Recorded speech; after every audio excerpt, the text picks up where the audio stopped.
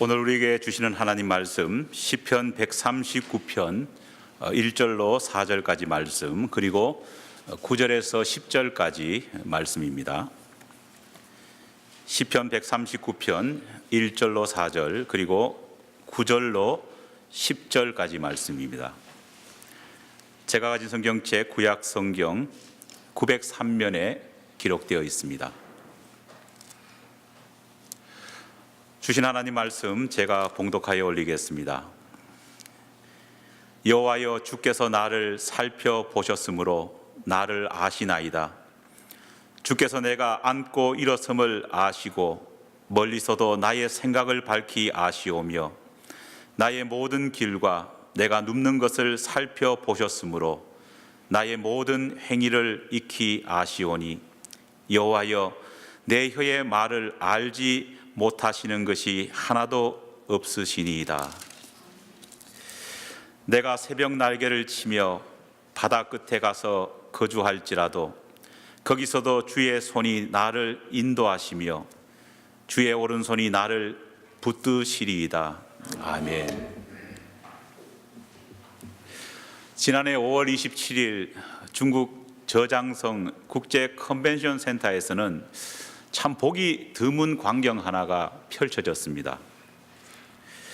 중국인들로부터 최고의 찬사와 사랑을 한 몸에 받아오던 바둑의 거성이 마치 어린아이처럼 눈물이 범벅이 되어서 울고 있었습니다. 바로 세계적인 관심을 끌어모았던 인공지능 알파고와 그리고 세계 최강이라고 불리던 중국의 커제 구단이 마지막 대국을 마친 다음에 펼쳐진 광경입니다. 대결이 있기 전에 커제 구단은 알파고와의 이 대결에서 승리할 수 있다 자신감에 넘쳐 있었습니다. 호언장담을 했습니다. 하지만 붙어보니까 최종 결과는 3대0 스트레이트 패배였습니다. 그런데 이 마지막 대국에서 커제 구단을 더욱더 비참하게 만든 것은요, 패배했다는 이 자체보다는 패배한 그 경기 속에 숨겨져 있는 의미 때문이었습니다. TV로 그 대국을 지켜보던 일반인들은 그 대국 속에 숨겨져 있는 비밀을 잘 캐치하지 못했습니다. 하지만 커제 구단은 마지막 대국 속에서 알파고가 자신에게 무엇을 말했는지를 정확하게 인식하고 있었다는 겁니다. 알파고가 그날 이 커제 구단을 딱 한 집 반으로 이겼습니다. 사실 알파고의 일방적인 승리로 진행되어 가던 이 마지막 대국의 종착점은 그래도 한 집 반의 승리였습니다. 한 집 반의 패배를 중국 언론들은 보면서 그래도 박빙의 승부를 펼쳤다, 그렇게 다음날 신문에 대서특필했습니다. 그리고 위로하기 바빴습니다. 하지만 바로 그 한 집 반이라고 하는 결과 때문에 커제의 마음은 완전히 무너지고 말았습니다. 고수들 간의 바둑 대결에서는요, 한 가지 불문율이 있다, 그렇게 말합니다. 그 불문율 속에 한 집 반의 승리는요, 승리자가 패배자의 자존심을 최소한 지켜주기 위한 최소한의 은혜라는 겁니다. 완벽하게 끌려가던 경기가 그래도 한 집 반으로 차이를 좁혀서 끝나는 것, 그 모습을 보면서 커제는 이 알파고가 나에게 은혜를 베풀고 있구나, 그것을 느꼈던 겁니다. 무참하게 짓밟힐 수 있는 그 시점에서 인공지능이 사람에게 은혜를 베푼 겁니다. 한 매체의 보도에 따르면요, 커제 구단은 이날 패배한 다음에 곧바로 한국으로 들어와서 밤새도록 술을 마셨다고 합니다. 자국민에게 차마 보여줄 수 없는 그 자존심의 상함, 패배의 모멸감을 다른 나라에서 홀로 술을 마시면서 풀어보려고 했던 노력을 우리는 엿볼 수 있습니다. 그런데 이 세 개의 대결이 마쳐진 이후에 얼마 후에 이 흥미로운 대국에 대한 경기 분석이 이루어졌습니다. 왜 커제 구단은 질 수밖에 없었는지를 많은 전문가들이 경기 영상을 보면서 분석하기 시작했습니다. 그런데 그렇게도 무참하게 패배할 수밖에 없었던 그 이유가 복잡하지 않고 간단 명료했습니다. 그것은 실력의 차이가 아니라 얼마나 멀리 내다볼 수 있느냐, 해안의 차이였다. 그렇게 보고되었습니다. 실력은 오히려 인간인 커제 구단이 더 뛰어났습니다. 하지만 인간에게는 바둑판 전체를 꿰뚫어 볼 수 있는 능력이 없었습니다. 사람에게는 겨우 몇 수 앞만 내다볼 수 있는 좁은 시각밖에 가질 수 없습니다. 그런데 인공지능에게는요, 그 한 수를 던지면서 미래에 펼쳐질 10수, 20수, 아니 100수의 그 결과를 예측하고 어떻게 대비해야 될지에 대한 꿰뚫어 볼 수 있는 그러한 능력이 있었다는 겁니다. 그렇게 보면은 인간과 인공지능 간의 이 시합은요, 처음부터 불공정한 경기일 수밖에 없다는 겁니다. 그래서 이 경기 이후에는요, 더 이상 경기를 안 합니다. 인간의 일생은 마치 바둑판 위에 바둑돌을 놓는 것과 참 많이 닮아 있는 것 같습니다. 지금 내가 내리는 결정이 어떤 결과를 불러올지 명확하게 우리는 예상할 수 없기 때문에 우리는 결정할 때마다, 인생의 걸음을 내딛을 때마다 주저하고 불안불안해하는 모습을 보이는 것이 우리의 현 주소입니다. 바로 지난 주간에도 저와 여러분은 그런 삶을 아마 살아왔을 줄 믿습니다. 그러다 보니 우리의 삶은 항상 모순과 역설이 교차하는 그런 긴장의 연속일 수밖에 없습니다. 여러분, 모순이라는 것은요, 두 가지 서로 상충되는 것을 가리킵니다. 한쪽이 사실이면 반드시 다른 한쪽은 사실일 수가 없습니다. 여러분, 그렇지 않습니까? 모든 것을 뚫을 수 있는 창이 여기 있습니다. 그렇게 말해놔 놓고 어떤 것도 막을 수 있는 방패가 또 여기 있습니다. 말이 됩니까? 말이 될 수가 없는 겁니다. 함께 존재할 수 없는 것이요, 모순입니다. 하나가 사실이면 다른 하나는 반드시 틀린 것이고, 아니 둘 다 틀릴 수도 있는 것이 바로 모순입니다. 우리는 세상을 살아나가면서 이 모순의 메커니즘을 우리 마음과 우리 심령 가운데에 무의식적으로 새기면서 살아나가고 있습니다. 내가 선택한 이 길, 내가 걸어가는 이 길이 분명 좋은 선택이든 나쁜 선택이든 둘 중 하나일 것이다. 내가 오늘 선택한 이 길이 만약이라 하나라도 나쁜 선택이었다면 분명히 나의 미래에는 이 잘못된 선택 때문에 엄청난 어려움과 파장이 내게 밀려올 것이다. 우리는 그렇게 생각을 합니다. 내가 오늘 내린 이 결정이 좋은 결정이다, 그렇게 생각하면은요, 나중에도 엄청나게 좋은 결과가 내게 올 것이다, 그렇게 기대에 북받치는 삶을 살아간다는 겁니다. 그러다 보니까 우리의 인생은 흑백 논리에 매몰될 때가 얼마나 많은지 모릅니다. 연약한 우리가 우리 인생 전체를 보지 못하기 때문에 생기는 필연적인 모순입니다. 하지만 역설이라는 것도 있습니다. 역설은 겉보기에는 모순처럼 보이지만 더 깊은 차원으로 한꺼풀 더 들어가 보면 양면이 모두 참인 것을 바로 역설이라 말을 합니다. 사실 우리가 살고 있는 이 자연과학이 지배하는 이 세상 가운데서는요, 양면이 모두 진실이고 참인 그런 것은 인정되지 못합니다. 그러나 역설이 인정되는 것이 있습니다. 역설이 인정되는 곳이 있습니다. 그게 어디냐? 만군의 주 전능하신 하나님 안에서는 역설이 인정되고 펼쳐집니다. 예를 들어서 시편 119편 71절 말씀 속에 모순이 지배하고 있는 이 모습을 보면서요, 야, 이게 가능할까 생각하시는 분들이 많습니다. 하지만 이 말씀 가운데는요, 우리의 모순되다고 하는 생각을 넘어선 하나님의 역설이 그 말씀 안에는 담겨져 있습니다. 제가 읽어보겠습니다. 고난당하는 것이 내게 유익이라. 이로 말미암아 내가 주의 율례들을 배우게 되었나이다. 할렐루야. 모순이 지배하는 세상적인 사고 가운데는요, 고난과 유익이 양립할 수 없습니다. 고난은 불이익입니다. 유익이라는 것은 고난이 아니라 평안 속에서 얻어질 수 있는 것 아닙니까? 그런데 고난 받는 것이 뭐라고요? 내게 유익이라. 할렐루야. 이런 모순적인 말은요, 존재할 수가 없습니다. 하지만 놀랍게도 하나님 안에 쓰는 이 모순적인 말이 참인 역설로 실현된다는 겁니다.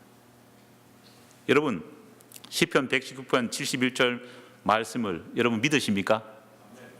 이 말씀을 진정으로 믿을 수 있는 사람이라면요, 이 모순된 세상에서도 하나님의 은혜의 역설을 즐기면서 누리면서 살아가는 진정한 믿음의 사람인 겁니다.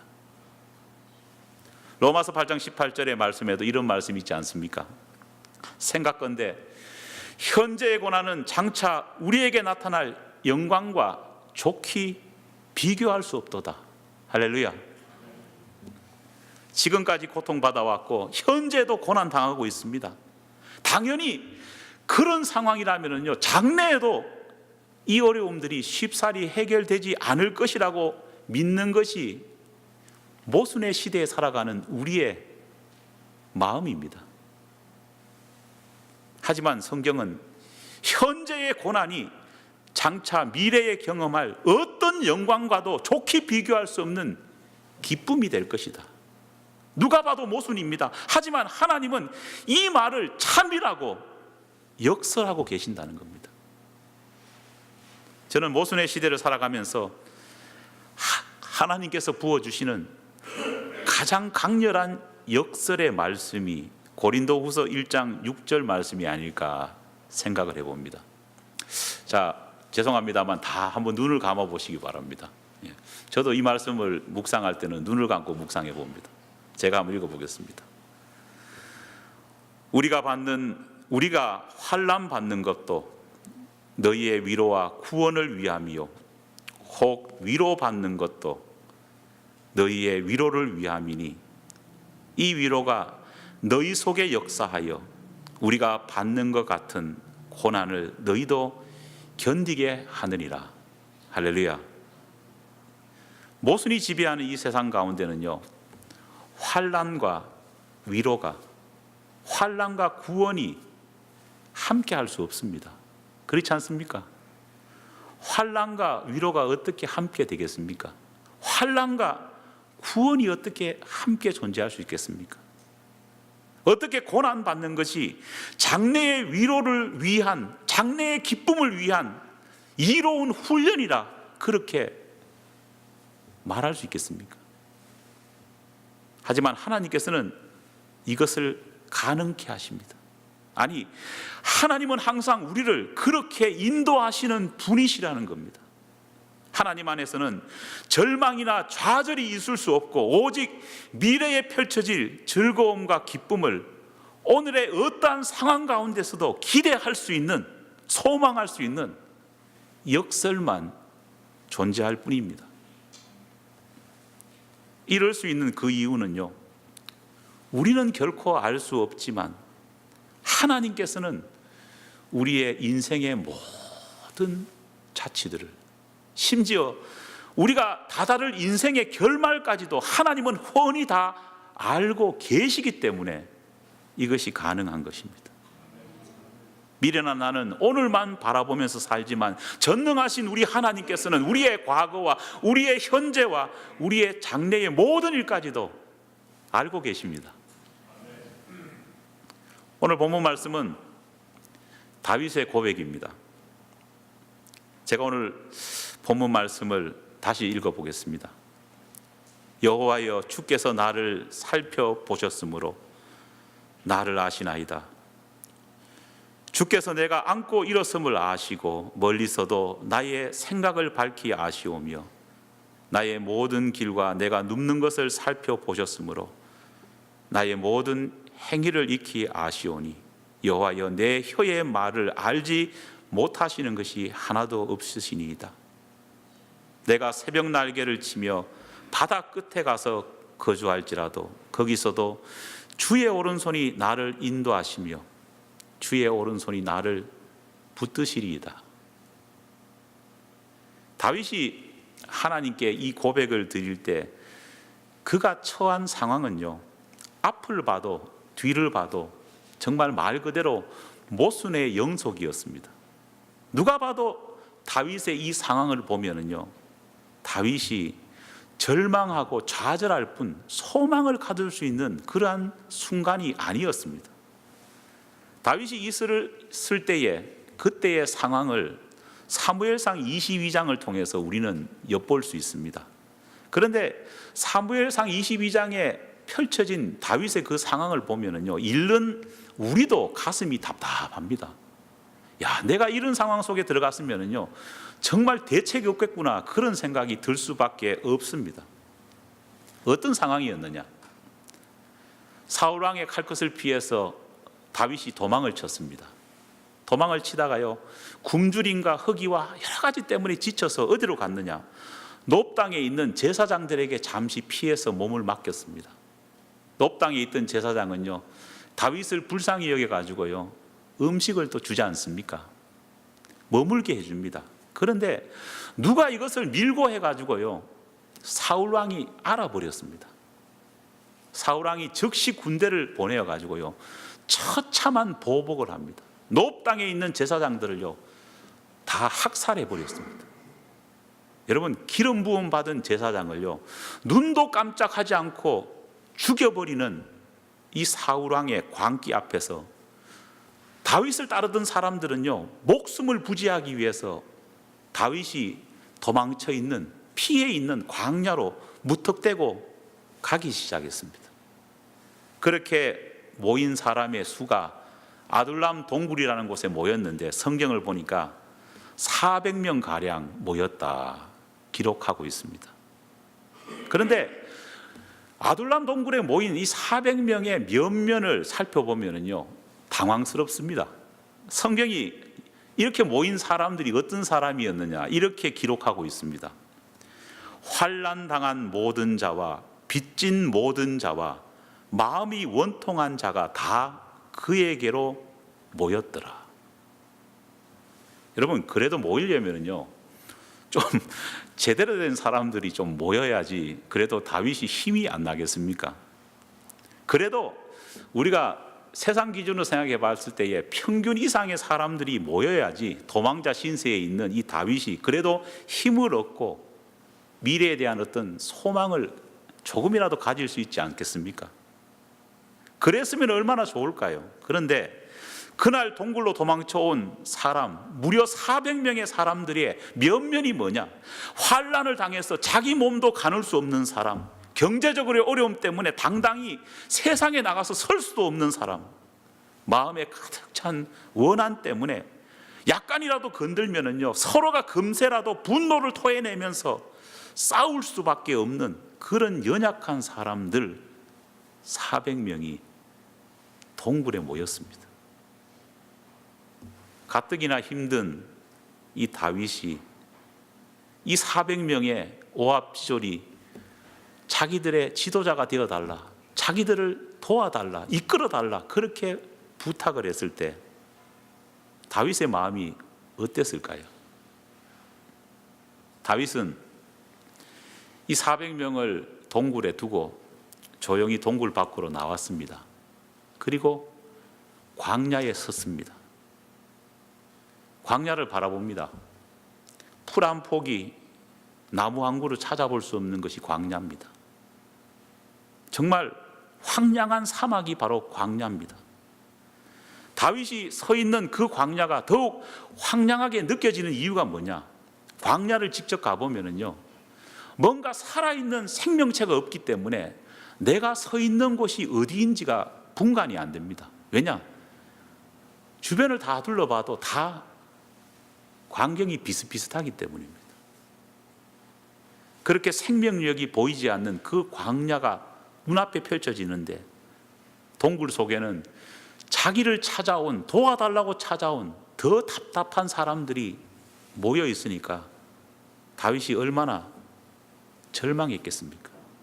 그런데 놀라운 것은 성경을 읽어보면 다윗은 이 절망적인 상황 가운데서도 반드시 모순의 시대에 바라보면 절망으로 반드시 이어질 것 같은 이 상황 가운데서도 다윗은 절망하지 않았습니다. 오히려 오늘 본문 말씀과 같이 하나님을 찬양하고 하나님께서 이루어 주실 어떤 기대와 어떤 역사에 대해서 소망을 가졌다는 겁니다. 동굴에 가득 찬 오합지졸을 생각하면서도 그들을 통해서 하나님께서 어떤 일을 이루실까, 하나님의 손길을 다윗은 기대했다는 겁니다. 도대체 무엇을 다윗이 믿었기에 이런 모습을 보일 수 있었을까요?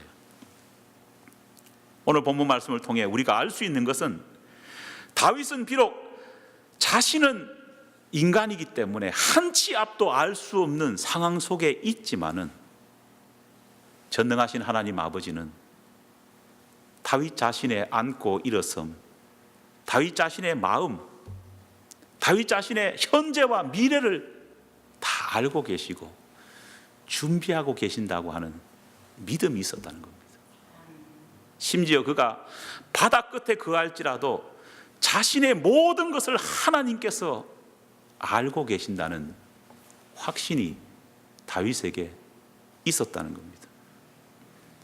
다윗은 자신의 시작과 끝을 모두 아시는 하나님께서 오늘 이 상황도 자신의 영광스러운 결말을 준비하기 위해서 하나님께서 거쳐가는, 하나님께서 예비하시는 과정이라는 것을 확실히 믿었기 때문에 다윗은 모순의 시대 가운데서도 하나님이 주시는 역사를 기대할 수 있었다는 겁니다. 사랑하는 여러분, 저도 여러분도 오늘 우리 삶 속에서는요, 우리가 믿음을 많이 고백하고 있지만은 참 돌아보면 우리가 참 연약하지 않습니까? 우리는 연약하기에 우리 발끝 앞에만 바라볼 수밖에 없습니다. 그게 우리의 인생의 모습입니다. 그러다 보니까 고난이 닥쳐오고 환난이 닥쳐오고 어려움을 닥치면 당황하는 것이 첫 번째고, 두 번째는요, 믿음이 혼란해지는 것이 우리의 본 모습입니다.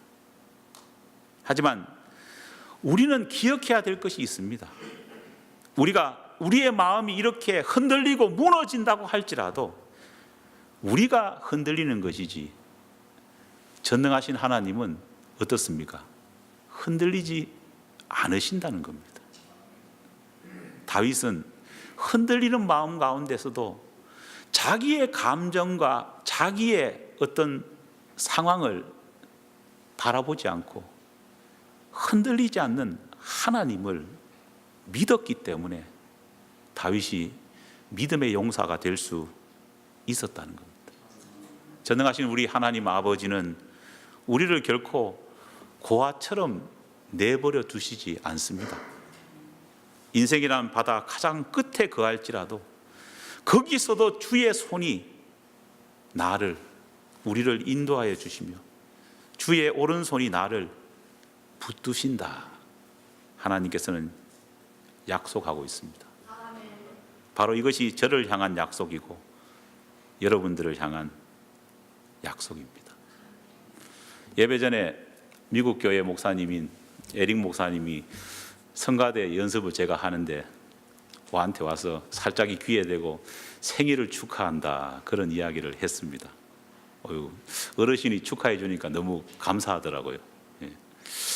근데 태어난 것도 감사하지요. 그리고 저희 어머니가 배 아파서 낳아준 것도 감사하고, 근데 말씀 준비하면서 더욱더 감사한 것은요, 제가 고아로 태어나지 않고 부모님이 계시고 또 부모님이 나중에 하나님 나라에 간다고 할지라도 고아처럼 저를 내팽개치지 않고 끝까지 정말 영원히 저를 붙잡아 주시는 누가 계시다고요? 하나님 아버지가 계신다는 것이 큰 위로가 아닐까 생각을 해봅니다. 인생의 끝에 서 있다고 할지라도 주의 손이 나를 인도하시고 주의 오른손이 저와 여러분을 붙드십니다. 기도하겠습니다. 하나님 아버지 감사합니다. 연약한 우리는 눈앞에 펼쳐지는 일만 바라보고 당황해하고 두려워하고 공포에 떨지만은 우리 뒤에 우리의 인생의 전체의 파노라마를 다 알고 계시는 하나님은 우리 가운데에 모든 일들을 계획하고 계시고 가장 좋은 길로 인도하고 계신다는 사실을 잊지 않는 우리가 될 수 있도록 도와주시옵소서. 비록 약한 우리의 모습이 흔들린다고 할지라도 다윗처럼 하나님이 주신 약속에 대한 믿음은 변치 않도록 도와주시옵소서. 오늘 환난 당하고 고난 당하고 어려움 당하는 믿음의 지체들 가운데도 이 다윗의 신앙이 일어날 수 있게 도와주시옵고 모순의 시대에 살아가면서도 하나님이 이루실 역사를 기대할 수 있는 우리 모두가 될 수 있도록 도와주시옵소서. 예수님 이름으로 기도드립니다. 아멘.